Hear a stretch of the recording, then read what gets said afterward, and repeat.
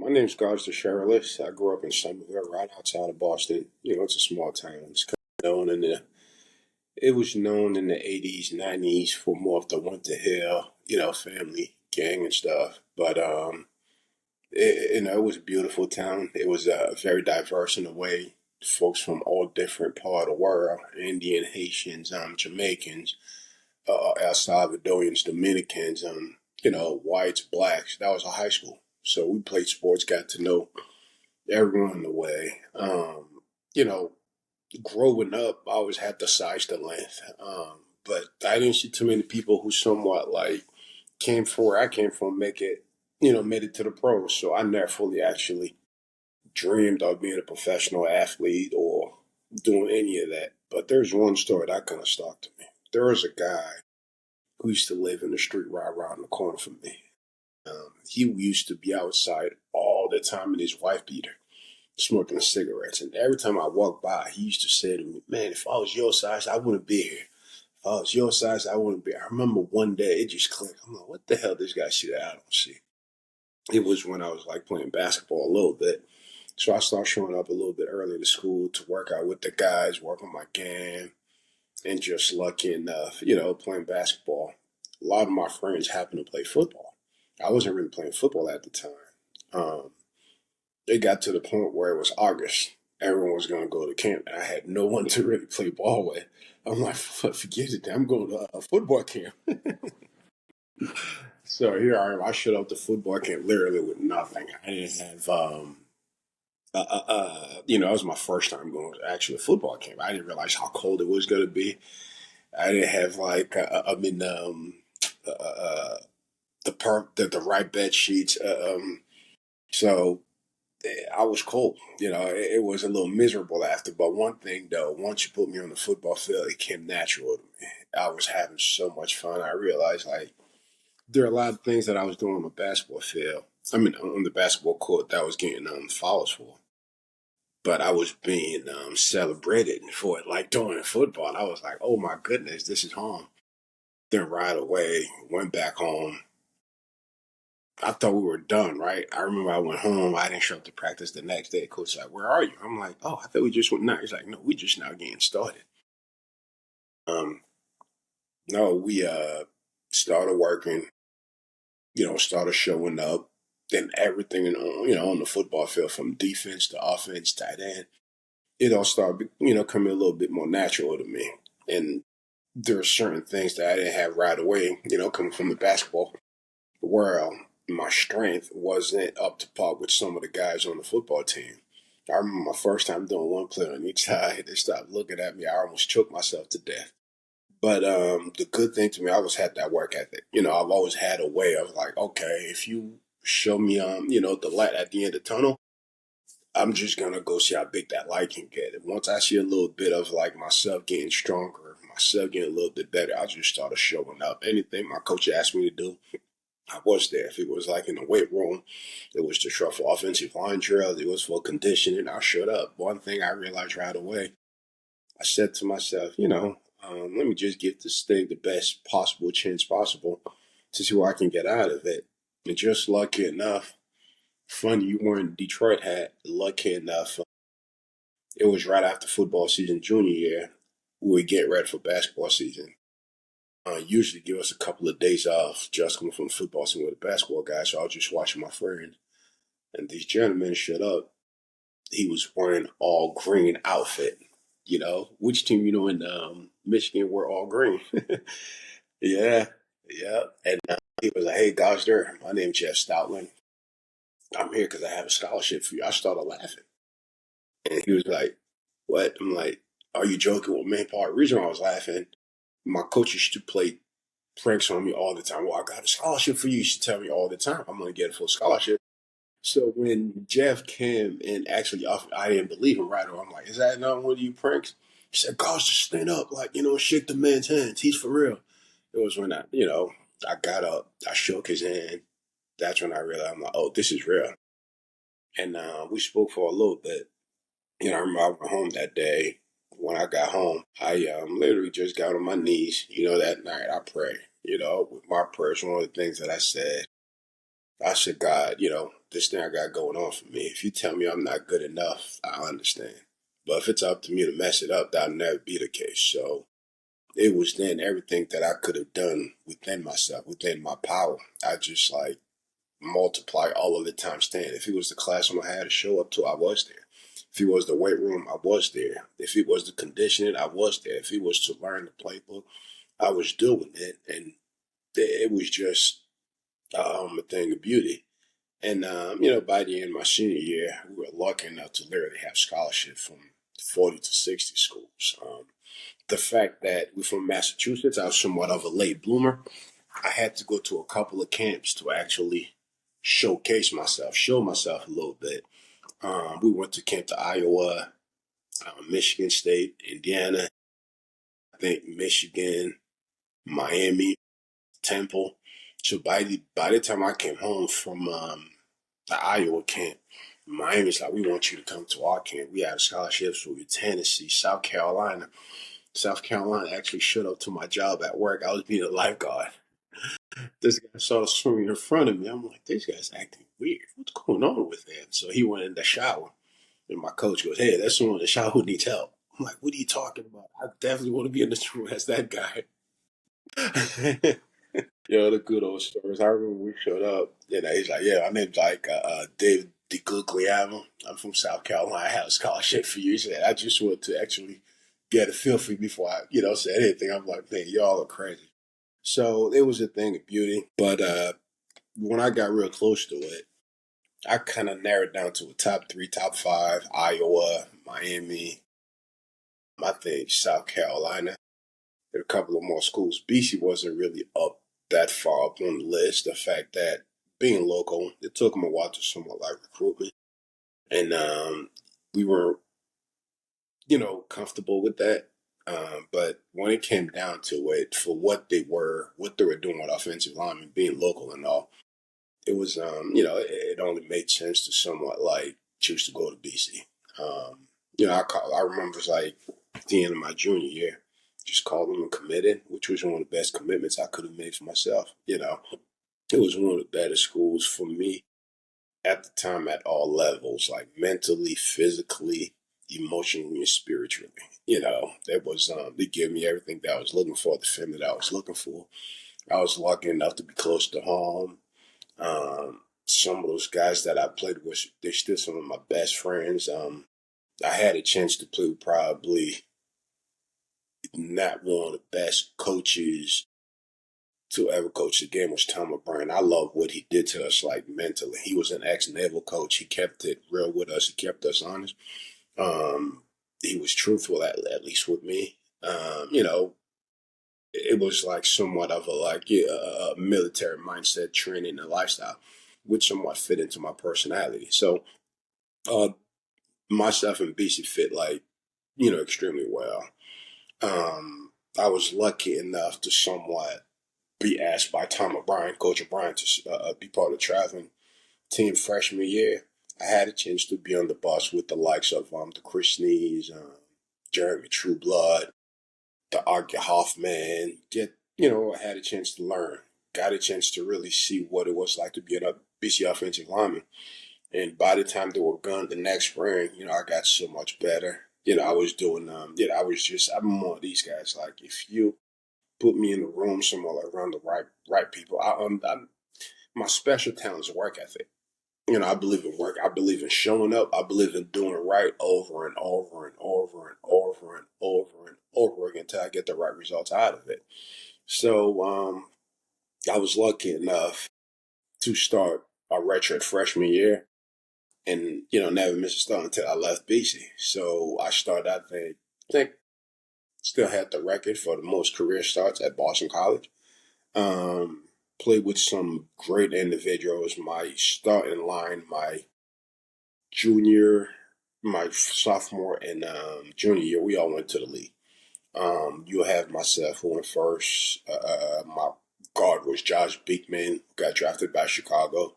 Our center was Pat Ross, who got picked up by Arizona and won the Super Bowl. We had Jerry Martin, who was a third round drafted by the Raiders, and Jeremy Trueblood, who got drafted by Tampa. So it was a very special group in a way. We got along well, we work well.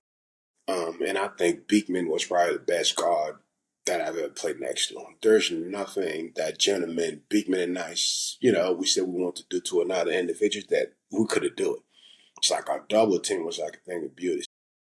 Had a chance to somewhat like keep up the standard with these guys. Just like that, kept doing what I was supposed to do, kept showing up. Um, by the end of my junior year, the guy showed up to me, said, have you heard? I'm like, hearing what? He's like, your name's one of the hottest names in the draft right now. I'm like, man, you lying. He's like, yeah. He started showing me this like stuff what scouts were saying and everything. I'm like, holy moly, I actually have a chance. But the crazy part to it, and I remember one day, like our day off usually was on Sundays, probably, after games on Saturday. We'll stick around for a little bit. Sometimes we'll sit in the lounge watching games. And that was a game where the Patriots were playing. And I remember this commentator was talking about Damian Woody. He's like, look at this man. Look what it looks like. He's so large, so strong, so this. And I remember I was staring at it. I got up and I looked at myself in the mirror. And everything he said about Damian Woody, I said to myself, I'm like, look at this, 6'7". I'm like, so am I. Strong, tough. I'm like, so why can't you be pro? So I started like seeing myself as being a pro. I'm like, you trying to tell me I already got the size. I have everything else that's needed to be a pro. It fits for me to do what I'm supposed to do within myself, which is showing up with discipline, doing the job the right way. So that was not going to stop me. I just started doing all the right way to the point where I think I might be the highest offensive tackle to get drafted out of BC. Got lucky enough to somewhat like I was supposed to actually leave the year before, where I was still, we had a chance to be a top 5 pick, but we came to BC as a freshman class with 22 freshmen, and we all stayed. I mean, most of us, I would say, and we had a pretty good class senior year, and we decided to stick around for a little bit, stick around together, play together, see what we could get out of it. So instead of leaving, I came back. We got to be pretty good, be the number 2 in the country, had a chance to be number 1 to go to a national title. Um, I felt like at times I made the right decision, except for I had a horrible coach that I played for, Jeff Backus. He was a terrible individual, terrible person, lied a lot, hurt a lot of my friends and everything. So that's the only bad part about like coming back. Um, kind of hurt a little bit. He actually, from what I was told when I got to the league, he was campaigning to somewhat like hurt my career a little bit. Yeah, he actually called coaches, like spread the wrong news. When I got to the league, they told me a little bit of that story. But I was just surprised though, because I heard kind of the same stories with him in the league. You know what I'm saying? Everything he couldn't do. And that's why where we at today, I think he's still struggling to find a job. So that was the only little negative experience with the whole thing. But overall, I was actually predicted to be a top 10, and I was told he got me out of the top 10. He called coaches, like spread lies, rumors. But I was lucky that's because I had a relationship with the Detroit staff already. And they reached out, when they reached out and said, hey, we're going to draft you if you're still on the board. Like, all right, just lucky enough, you're going to die. You're going to laugh about this one. I'm sitting on my couch. I got the call. It's a number that I've never seen before, but it's a 313 number. I'm like, what the hell's 313? As I'm like, 313, everywhere. I start thinking about the Eminem song. I'm like, oh my God, that's Detroit calling. I picked up the phone. And that was it. Yeah, I just picked up the phone. We started talking. It was Matt Millen. I mean, it was probably one of the best calls you could have ever received. At that time, I don't think I realized how big of a call it was. You're talking about, it was probably the best compliment, the most selfless thing you can do as an individual. For you just to understand what it takes to be a certain type of person, a certain type of player or individuals, to you to show up doing consistently at a high level. For someone who understands what it's like to be one of those folks, to say, hey, I believe in your talent to make your first round draft pick, my first round draft pick. I thought I was like extremely special for myself, my family. Got to Detroit. It wasn't always pretty. We struggled our first year. It was tough. But once we picked it up, there was nothing like it. There was nothing like it. I played with some of the best people I ever had a chance to play with. Had a chance to play with Dom Raiola and Jeff Backus. Those are probably the two best individuals I could have ever asked for. You talking as far as being pros, doing the right way all the time. Understand what it's like to be a team guy. Understand like how to prepare, how to be accountable, how to do their jobs, and and how to just how to just be an all around good good person. Um, I don't think Jeff Backus receives enough credit for the type of athlete he was. You're talking about one of the best professionals I ever played with. That guy was special. Our line, you know, uh, uh, we had some pretty good games. We made. I think we probably should have made the playoffs like 3 out of 5 years, but I think we made it to the playoffs back in 2011. Have had had some fun, had some good games. So um, it was pretty special. And I've played with three teams in the NFL. Some of my best friends, the hardest working individuals, the best people. Like some of the best people I work with were in Detroit. This is some of my best friends. I played with the Colts. They had some great teams. We won a lot. Went to Tampa, which was not a great team. I had a chance to play with Logan Mankins, who was like spectacular. But in Detroit, it was different. Detroit taught me life. It taught me how to be a man. It taught me how to be a pro. It taught me how to work. It taught me like what it's like. I thought I understood blue collar. Detroit really, because at that time, I got to Detroit to a point where we had the recession going on. We had the whole Kwame Kilpatrick thing going on, and we weren't winning. So in the papers, it was like every day, it was like something else. It was something else, and we got to the point where some of us, even going out to dinner was tough. The conversation was tough. People were mad. So a lot of us had choices to make. We could have just said, "Hey, that's not what we came here for. Get up and quit." I mean, God, I was never given that chance, and God knows me. I never walk away from a challenge. So we all sat there, showing up early. Some of us would show up like 2 to 3 hours before practice just to understand, study film, stay 2 to 3 hours later. Understand what it was like to work and, give my teammates the team what they drafted me for. And I was lucky enough to somewhat, by the time I left, I was somewhat upper in our division. Um, at some point, I was rated the number one ranked tackle in our league, which was like, you're talking about the type of talent we had. And when I say these things too, a lot of times, it's not to compare myself to anyone. It's most like I'm proud of my work because there are a lot of people. Sometimes when you hear these things, you think about ego, but no, to be part of that league, to somewhat selflessly or selfishly dedicate yourself because it's not easy. You're talking about when I got to that point where I was in bed by 10 p.m. up before 5 a.m. I got into I got into a lot of bad arguments with former girlfriends or relationships. They couldn't understand how I was so driven. They couldn't understand certain things, and that's probably one little mistake I made. I probably would have made a little bit more time for ladies back then.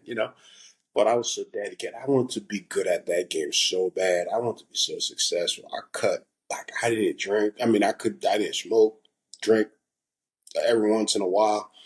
Um, I would we used to set up our juices, like what I'm saying, just like make sure my mind, my body, everything was like on point so I could deliver.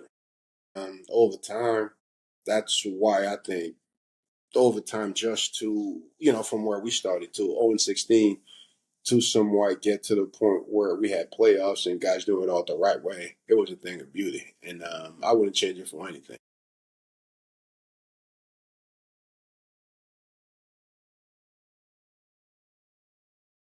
It was my sophomore.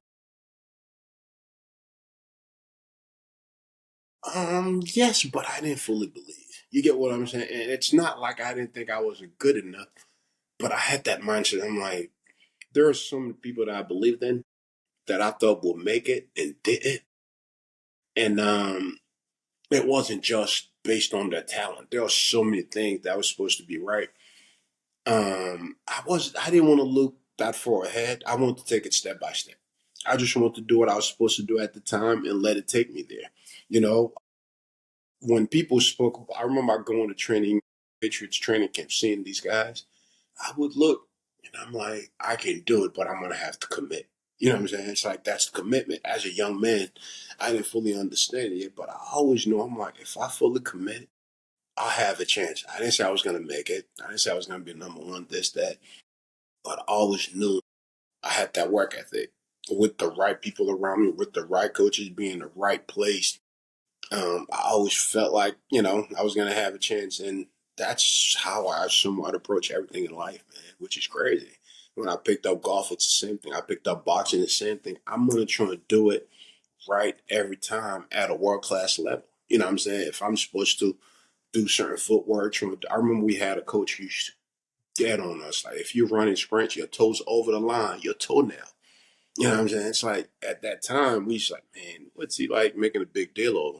But when you in games, like, you can get away with these things. And mentally as an individual, it's for your own self discipline. Do it right every time. So it can become, natural to you.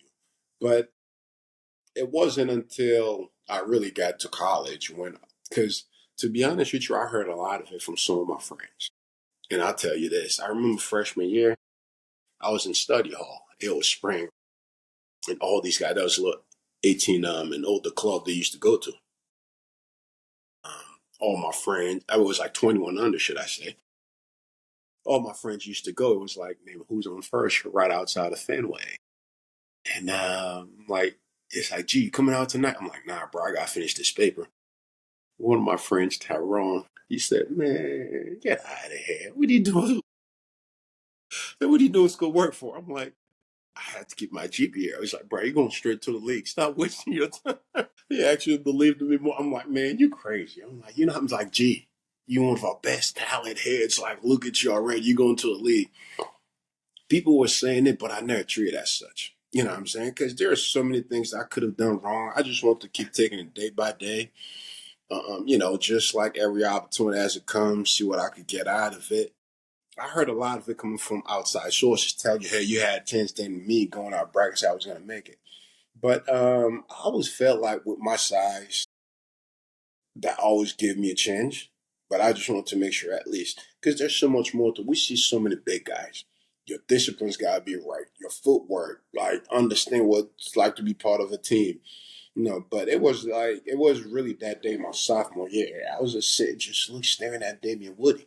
I'm like, what does this guy have that I don't have? Like long arms, long arms. He's big, I'm big. He's strong, I'm strong. I'm like, if he wants to do this, if he can do it, so can I. And yeah, yeah,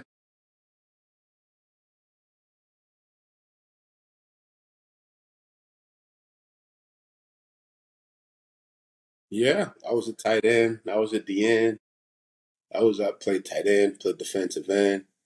Was I mean the crazy? Yeah, being an offensive lineman came natural to me. There are a lot of things certain guys wouldn't do. I wouldn't put my hands down and get down and dirty. It's like put my face mask through someone's sternum. It's like, you know what I'm saying? It's like go over. Most people say, yo, aren't you afraid? I mean, I'm paying for it today. You know what I'm saying? My neck, shoulders, some of these things hurt, but I don't think I would change it for anything because that was the job, man. You know what I'm saying? It's like I can sit here and complain. Can sit here and complain about some of these things, but I go to the gym. Sometimes I sit in the sauna. I see the construction guy complain about some of the same things. I see the carpenter. You know what I'm saying? It's like that old stool to baker. If you put it to hell, it's gonna, you're gonna have to deal with some stuff. So overall, I don't think I'd change him for anything. But being an offensive lineman, I loved it. I loved every part of it. It's like most people don't understand what it takes. You control so much. You get to see so much. You know what I'm saying? When you understand yourself, you have your own little identity. You understand preparation. It's a thing of beauty. You know what I'm saying? It's like there's nothing like it.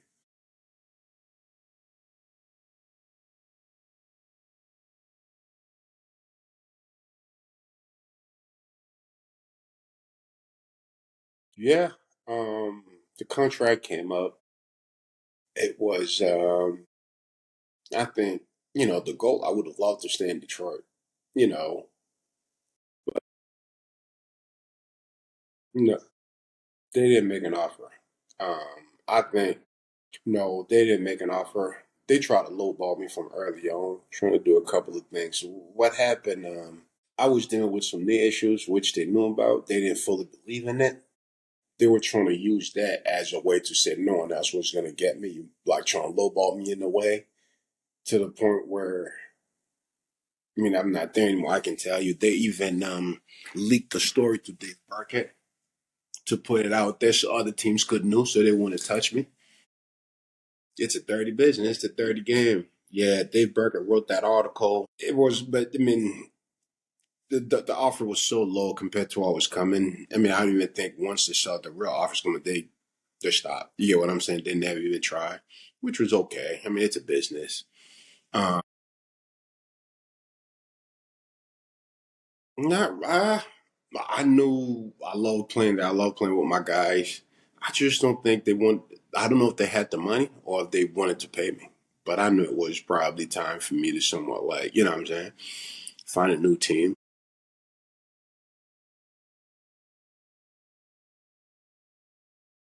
Rookie contract, it's like some of my rookie minimum. You know what I'm saying? So the second contract, a lot of these things, it's not what you really see on paper. You know what I'm saying? I was supposed to receive 5 years, over 35 million, but that's not true. You know what I'm saying? There's like so many incentives that I was supposed to play part into it. The guaranteed, and I didn't stay there for five. I only stayed there for 2 years. The GM, who was not a good person, Ryan Grigson, he gone above and beyond to make sure he took every penny out of my money. Spread. Yeah, he did a lot of that, but um, it was no, it was pretty humbling in a way, just like the draft. Just sitting around on that day with my agent reaching out to say, "Hey, I just received a phone call from Dallas. I just received a phone call from Jacksonville. I just received a phone call from so and so," and we going back and forth. Say, "Hey, this is where I want. This I want to be there. This is the state where I want to play. This is like the price I like to stay at." And he's doing his agent work, says so and so at that price. Here's what they got. Here's like, where it's at with the scale. Here's what we can get out of it. To be honest with you, I really negotiated my whole contract because to a lot of it, I was lucky enough. Had my coach in Detroit went to Jacksonville. He was the first guy to call me and offer me a contract. When he offered me that contract, he pretty much said, "Hey, we want you, but I think that's the most they'll go. I don't know if we can afford you, but if we can't, please come back home." So I already knew that set my mark in a way. At the very least, that was great money. You know what I'm saying? It was like 5 years, 25 million. We were talking to a couple of different teams. Miami Dolphins was one of them.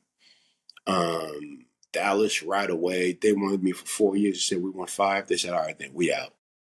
We spoke to Minnesota for a little bit. They wanted to do four too.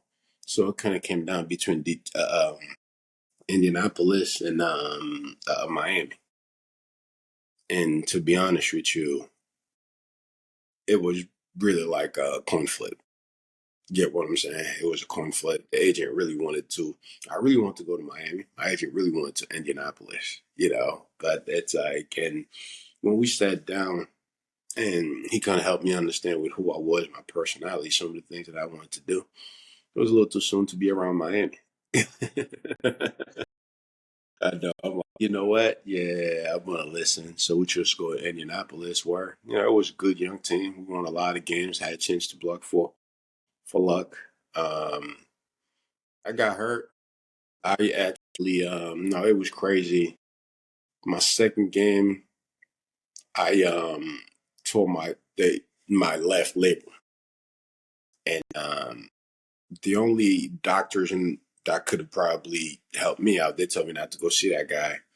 The fact that they didn't want me to have surgery yet. That was Ryan Grigson. You know what I'm saying? So he kind of stopped me from going see the doctor that could have helped me have the surgery. So every week they were trying to fix it. I think it was not being fixed. It was like one of the worst pains I ever gone through. And then probably week 15 after we met the playoffs, he gave me the okay to go see the doctor. By the time I get to see the doctor, it was Dr. Philippon out in Vale. By the time I got there, he was like, we need to rush you into surgery ASAP because the liver was like so bad, got cut up in between the joints. He said, if the whole thing go in between the joint, we're going to have to cut you open, get your hip out just to get it out. So with what's holding it up right now is your turn to do it. So, I called him. So yeah, it's okay.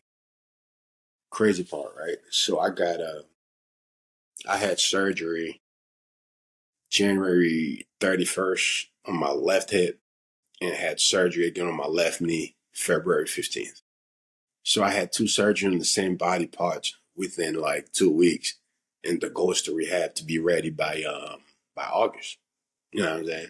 Show up, so I getting ready by August, did everything I was supposed to do.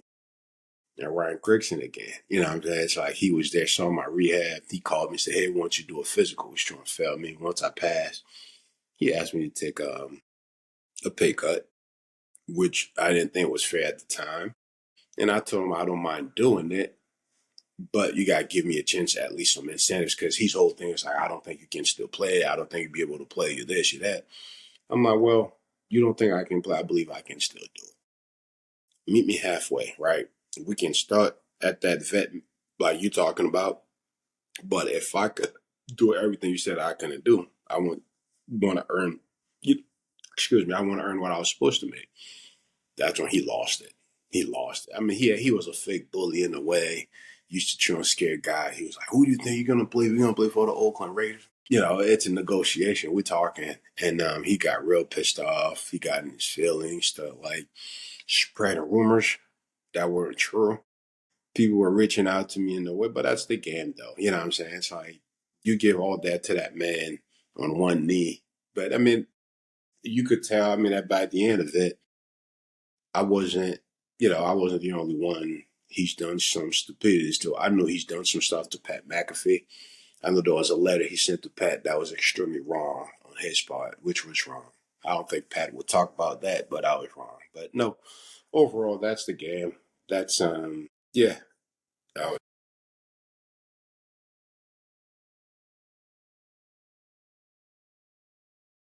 I'll be honest with you. I thought I was gonna retire after 2011. Yeah, we were playing the game. This is actually a funny story. We were playing Thanksgiving game against the Patriots. I'm all excited. Everybody's watching. You talking like my game is exactly what it's supposed to be. It's like national televised game. I'm excited. I want to make to the pro. I want to be the best. That's the game you play in front of everybody so you can get the votes and everything.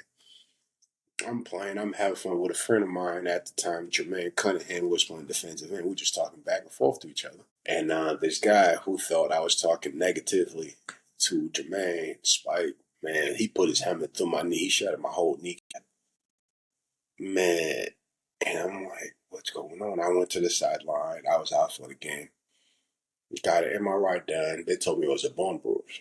I'm like, all right, so I play the next game. But I felt like this thing was hurting so much. But, at those times, you get some Toradol. Man, there's so much you could do.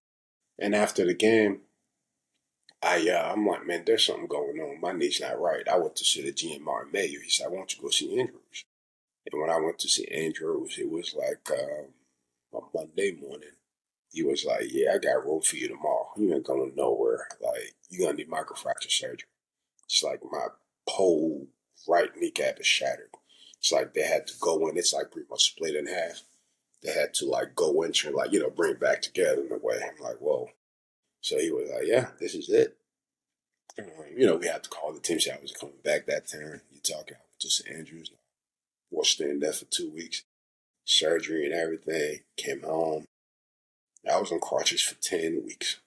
You know, but the crazy part to it, when Andrews was doing the surgery, he said to me, I don't think I've ever seen anyone your size coming back from that surgery. You know what I'm saying? So when he said that to me, he just said to me, he told the team too. So the team went right away, drafted the first round draft picks. I was on my way out. You know what I'm saying? They didn't think I'd be able to play. but it was 2011. It was the lockout year. And I remember they were paying for me to do my rehab at home. When they were paying for me to do my rehab at home, I saw that they drafted a tackle. Oh my God, I went off. I step up my rehab and everything. So I guess they had a budget for like 20 or 30,000. I got up to almost like 60,000.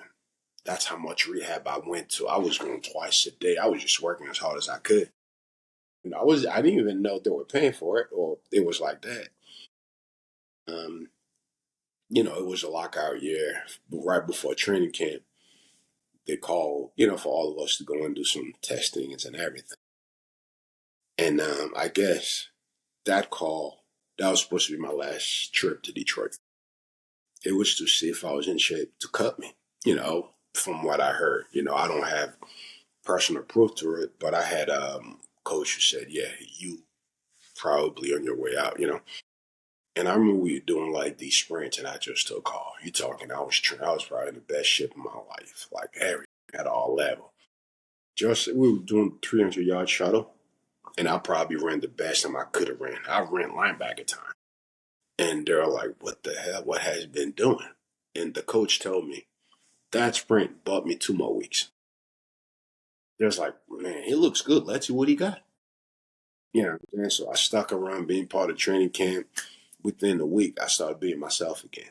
I started playing the way I was playing, and I think they saw it. They realized, like, I was still decent. So, hey, we ain't going to get rid of this guy. And 2 weeks into it, for real, blew my knee. Like, I hurt my knee again.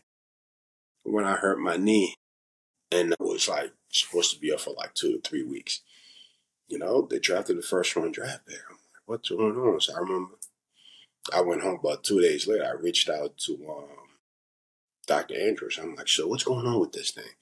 He's like, can I make it worse? Can I do this? He said, no, for what it's like the pain, you're always going to have to deal with pain because we replaced cartilage with a part that was like supposed to be bone in your knee. You know what I'm saying? It's like it's never be strong enough to sustain your weight.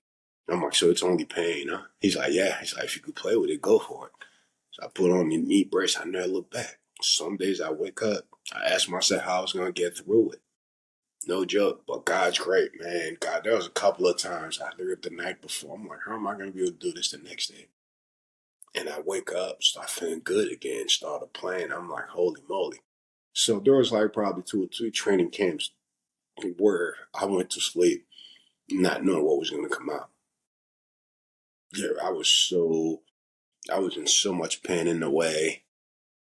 It was always that way. So I've had a lot of, I was battling with that knee for a long time. I could have run. There's so much that I couldn't do. By the time I got to Tampa, funny thing with Tampa, I had to do a whole bunch of knee workouts just to be able to practice. And I remember when I first got there, the coach was like, "You're not supposed to do this before practice. If you don't practice well, they're gonna think it's my fault." So he used to yell at me for it. And I told my brother, "I need all these in order for me to just have a chance." And by the times like I left, him and I became good friends. Just the fact that he was like, "You trying to tell me you gotta go through all that just so you could play?" Yeah, and the whole retirement thing, I probably I probably had 2 to 3 more years left, to be honest with you. But I remember I was playing. We were playing Denver in Tampa. There was a rain delay, and we went inside for 45 minutes. When I came out, nothing was moving.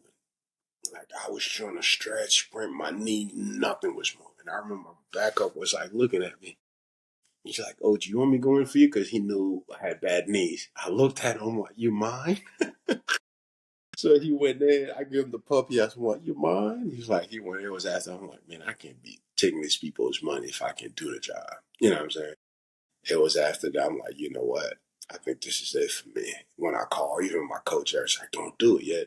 Even the coach was like, "Man, you could have sat in the back of the room, help me out with the young guys," which I probably could have done it. But at that time, I was ready to get out. To be honest with you, knowing what I know today, I should have stayed. Get as much as you can. Exactly.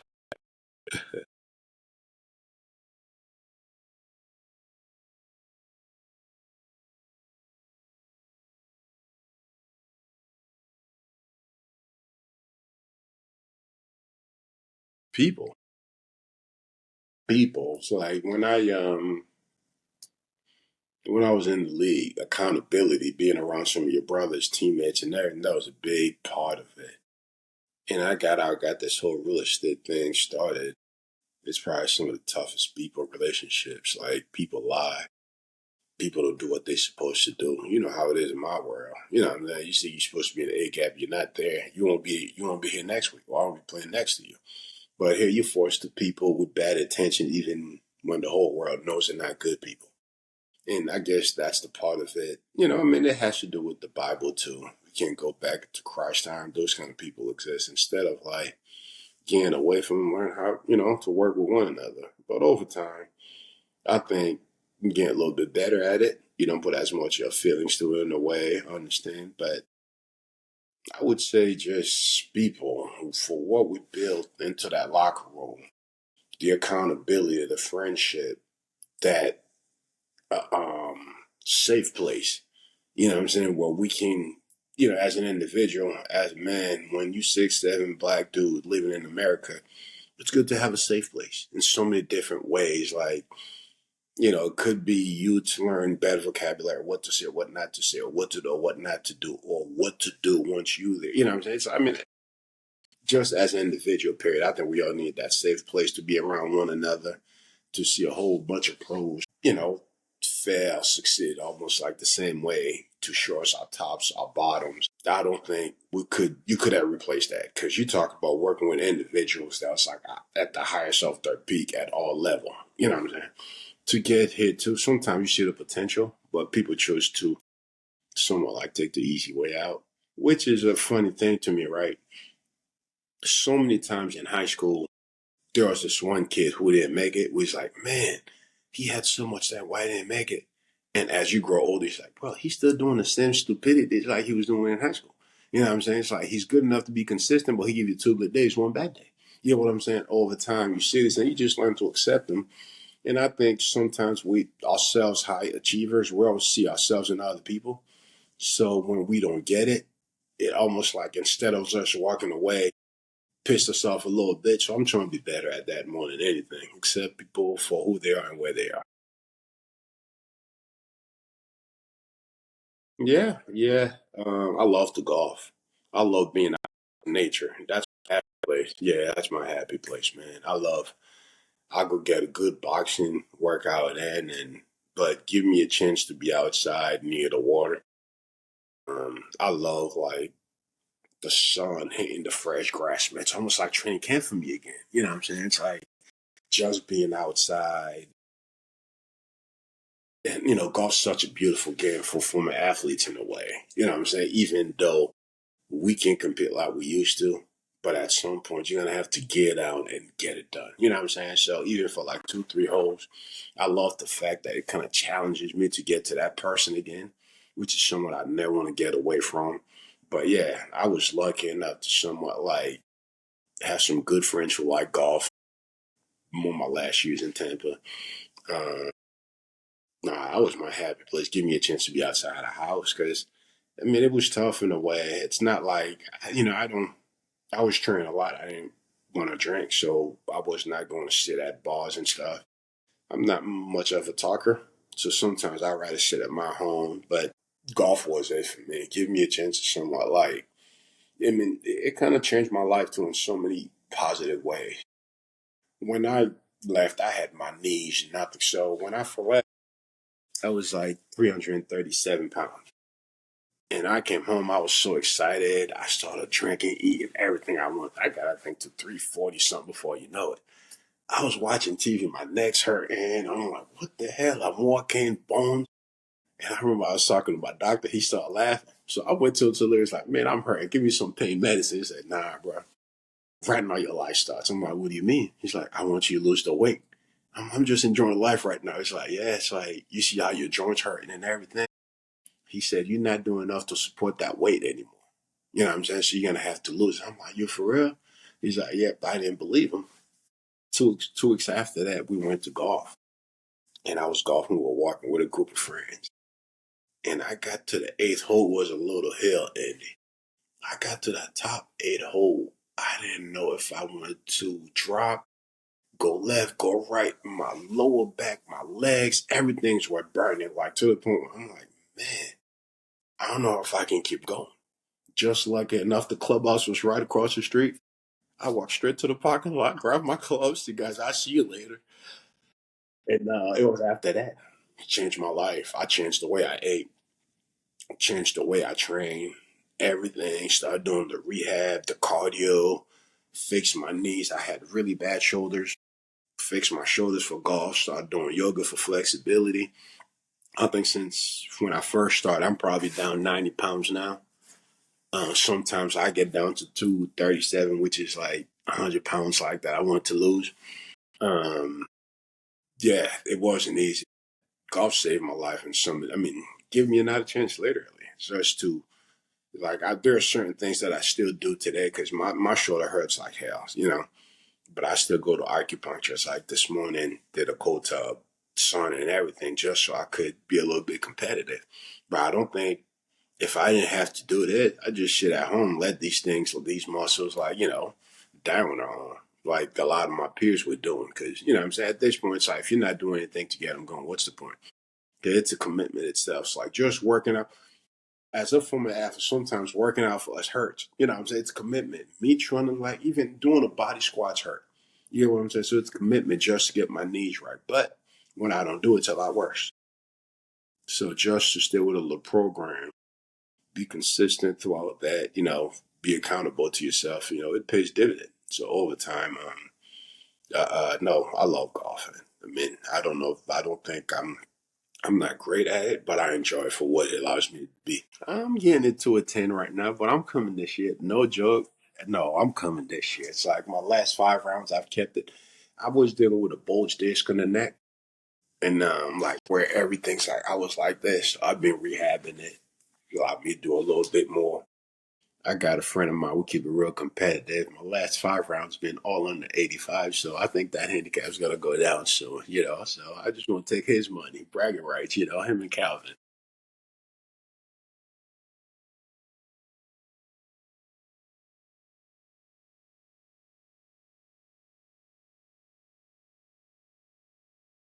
Yeah, you have to. You have to. You have to, because our professional world was so perfect in a way. It was so great in a way. I didn't think there was anything in the outside world that was gonna match that. So right away, I kind of put into my mind like I want to change my reality right away. You know what I'm saying? You weren't gonna see that type of money anymore. There are rooms you were gonna show up to. You weren't gonna be the first to be served. There are certain things like, you know what I'm saying? I remember it's like the whole time I was in the league, I've never went in line once at the DMV. You know, there are a lot of things you got to start doing it now. So I started learning. One of the things that I did right away when I retired, I just put on the shirt and tie.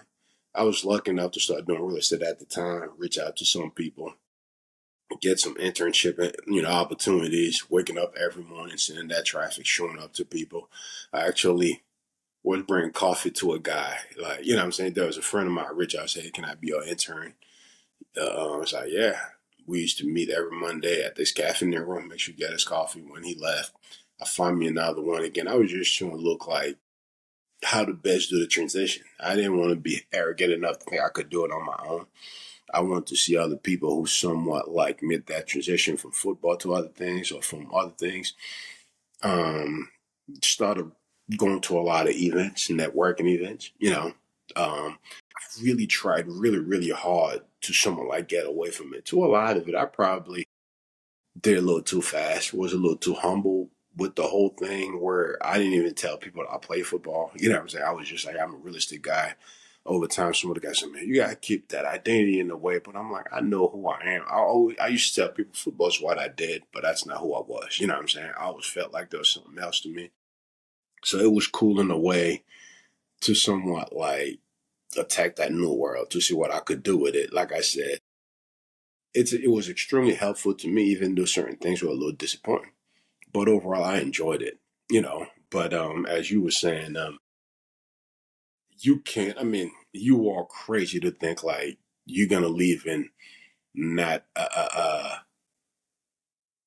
not wanting to somewhat like, no, not thinking you're gonna have to make certain changes. You have to. It's not normal. It's just like any other things. Like if you go from New York to Wyoming, you're gonna have to make changes. But there are a lot of guys who it's not like they know they're not supposed to, but they're rather sharing that lifestyle.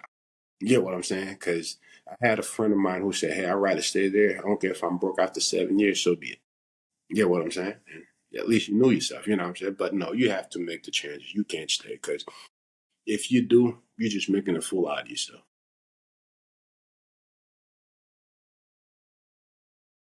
We all know the truth. We all know it. To certain guys, it comes better to. Certain guys, even after they leave, they still stick around based on what they were doing. It's like with media, their involvement with the community, different things. One thing about it's like I'll tell you one thing about athletes, right? It don't matter who you are. You could be myself to Matthew Stafford. We all know we're not Justin Bieber. You get what I'm saying?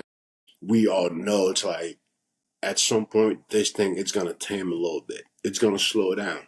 So it's either you accept your reality today or you keep living in in the limelight thinking that's always gonna be my life. But it was a fake lifestyle. You get what I'm saying? It's like you trying to tell me everything was put around me to be the best at what I do best. Traveling, I didn't have to worry about my luggage. You know what I'm saying? The food's already prepared for me. Everything's right there just for me, the best football player that I could be. You think I have someone getting all these things? You think I have someone today doing all these things for me, the best real estate developer that I could be? No, I'm doing it myself. So that's what I'm saying. It's like, how can you expect that to be your new reality? Because that's when a lot of guys that lose their mind. You know what I'm saying? The longer you stay in that lifestyle, it's not just for athletes; it's for entertainers too. You know what I'm saying? It's like for people, you have to transition. It's like, and I'll take it one step further. It's relationship too. That's why men are from Mars, women from Venus. We are what we are. You know what you know. You hear what I'm saying? It's like you come here thinking everything that I did in Detroit, I'm gonna do it in Boston. You're always saying you're gonna set yourself up to fail. You don't have a chance but to. But no, you have to. And I would not be the one to say no, I didn't have to. I couldn't wait to change it, to be honest, because I was never fully comfortable being in that space anyways, because I knew it was not normal. That was not my normal. You get what I'm saying? It's like I knew it wasn't normal.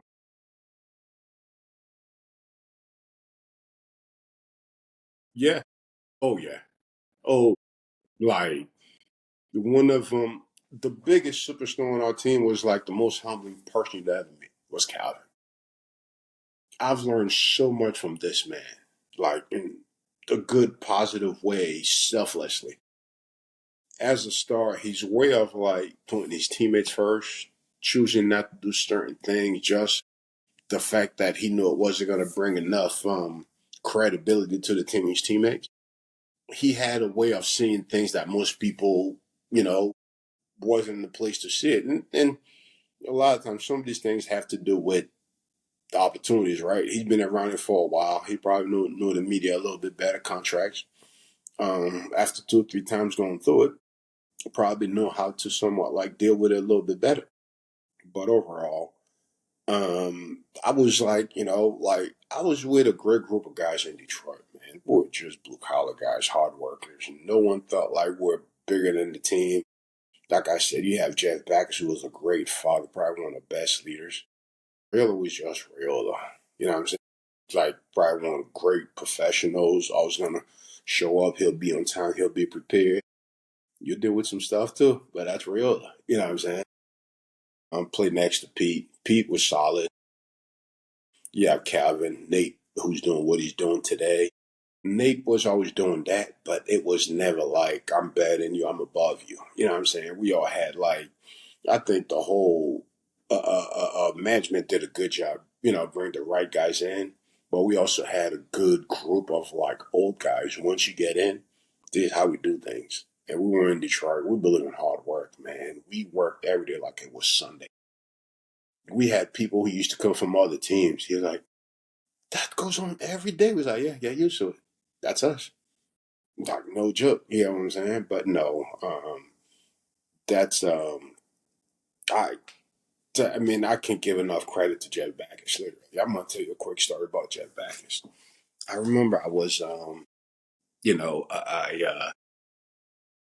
it was my second year. I thought I was playing good football games, but my grades weren't like what they were supposed to be. I'm like, I feel good physically. Oh, I beat this guy, but like your hands placement, head placement, this and that. And Jeff Backus was getting like 97, 96. I'm like, holy moly. And our coach Schwartz used to say, why can't you all you guys be more like Jeff Backus, disciplined, blah, blah. One day I walked out to him. I'm like, hey, Jeff, what are you doing? I'm like, what time do you usually come in the morning? It's like 5:45. 5:40, I was in front of my locker. He went in the hot tub. I went in the hot tub. He went to work out. He went in the hot tub from 5:50 to like 6. I went in the hot tub from 6 to, like, he went to shower. I'm showering. He went to get a workout in because our practice started at 7:30. Worked out from 7:10 to like, 6:10 till 7. I'm working out.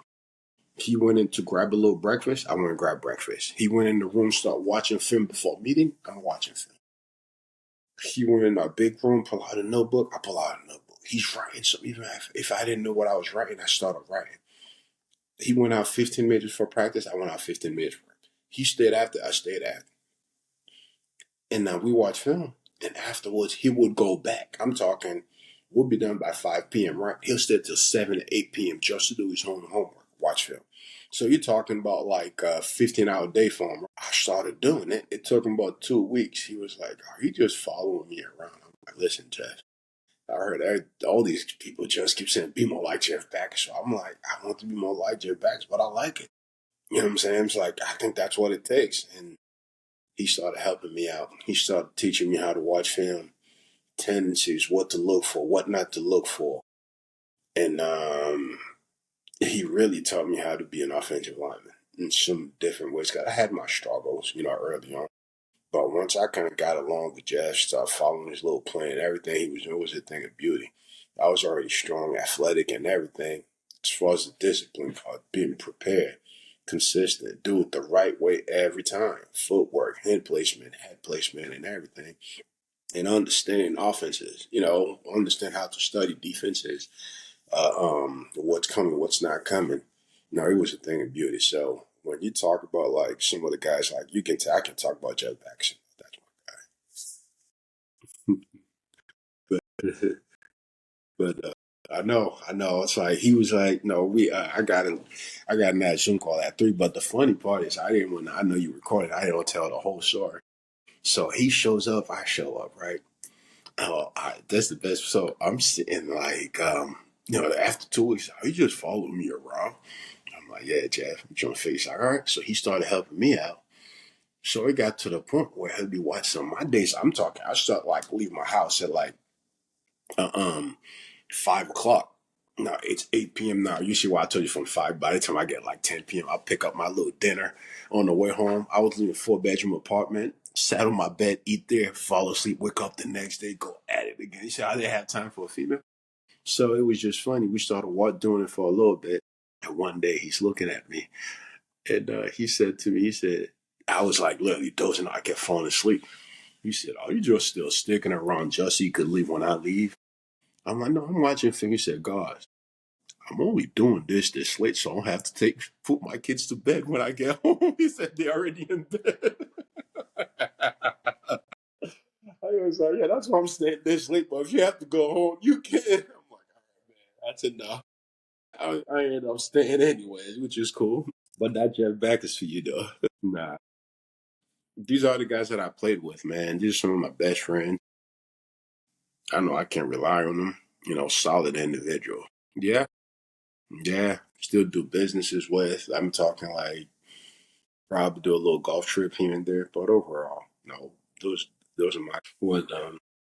We can do this again. I know I got this 3 p.m. coming up, but yeah, I'm around. Just like yeah, this is much easier than I thought. Um, yeah, you let me know what else you need. Maybe one day if you want to talk about the real estate stuff, some of it we can. But yeah, I can help you get some stuff out.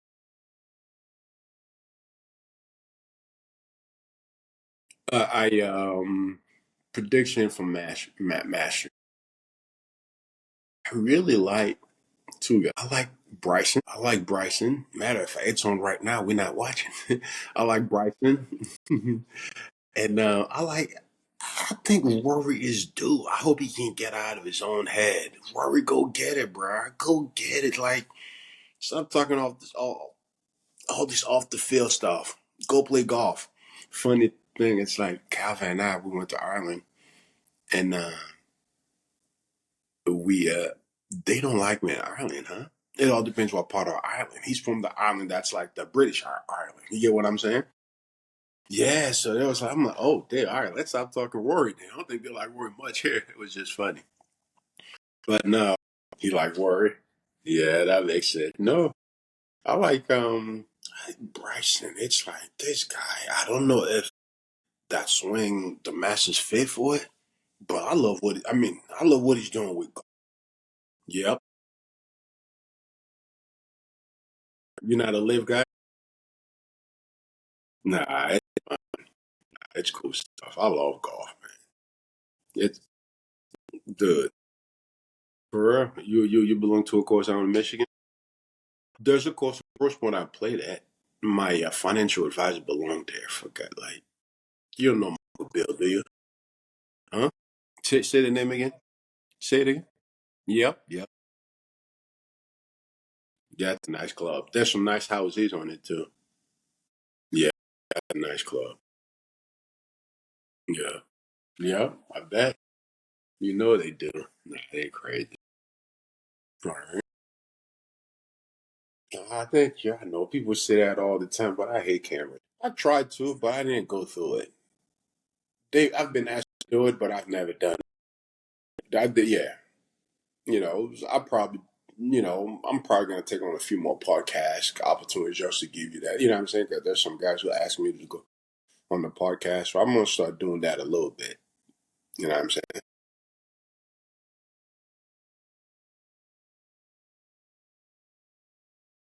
Yeah. You see how much more comfortable we got. We talk about it a lot. You know what I'm saying? It's like that story with Jeff Backus. We said that to a good podcast. People will run with it. You know what I'm saying? That's what's like. These are the stories these guys want to hear. You know what I'm saying? That's what you hear on the Matt Barnes show. It's like you saw this guy came in talking about how he got slapped by Hakeem Olajuwon. People was like dying laughing because you don't know that part of it. It's like, but the best part to it, he's like, yeah, we went out and finished the game together, and we were hugging after the game. He goes, I was wrong because I was running my mouth. I kept asking for the ball. He asked me to shut up two tiny shots, so he slapped me. Mac, yeah, exactly. Like the Stephen A. Smith, go kick rocks. We don't need to hear. Yeah, yeah, that's solid, dude. That's solid. He gets him drunk and then get the questions out of him. So that's solid. No, don't do it athletes. But still, we'll definitely be talking. We'll be doing some crying, call our girls. Yeah, we'll probably talk about girls. So that's no,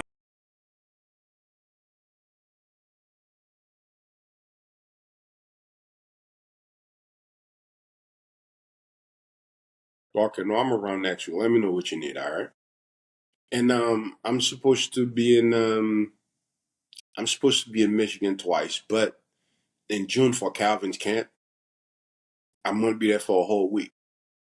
Let's make sure we see each other. Okay. I'll shoot you a text when I'm coming into town. All right, Andy. Good talking to you. Appreciate you, bro.